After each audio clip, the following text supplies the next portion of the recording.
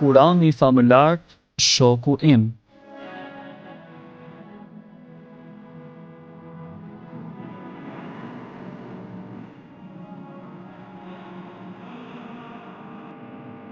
A i ke pyetur ndonjëherë veten se çka do të ndodh me ne nëse silleshim me Kuranin ashtu siç sillemi me celularët tanë?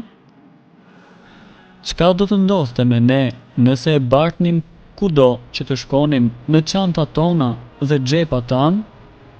Çka do të ndodhte me ne nëse i shfletonin fletët e tij ashtu si i shfletojnë fletët e gazetave? Çka do të ndodhte me ne nëse silleshim me të ashtu siç sillemi me gjërat që nuk mundemi të jetojmë pa to? Dhe me të vërtetë, ne nuk mundemi të jetojmë pa të, librin e Allahut.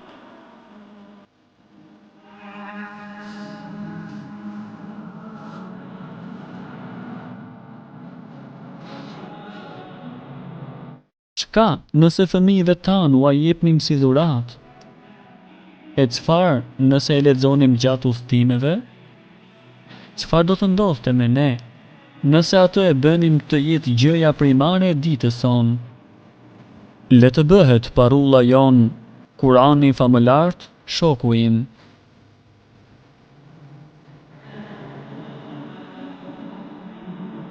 Për çdo ditë, i hapim mesazhet e celularëve dhe i lexojmë mesazhet e dërguara nga shokët.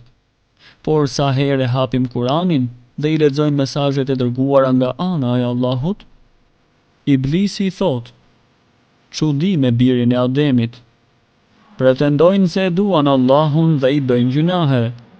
Pretendojnë se më urrejnë mua dhe prap më nënshtrohen."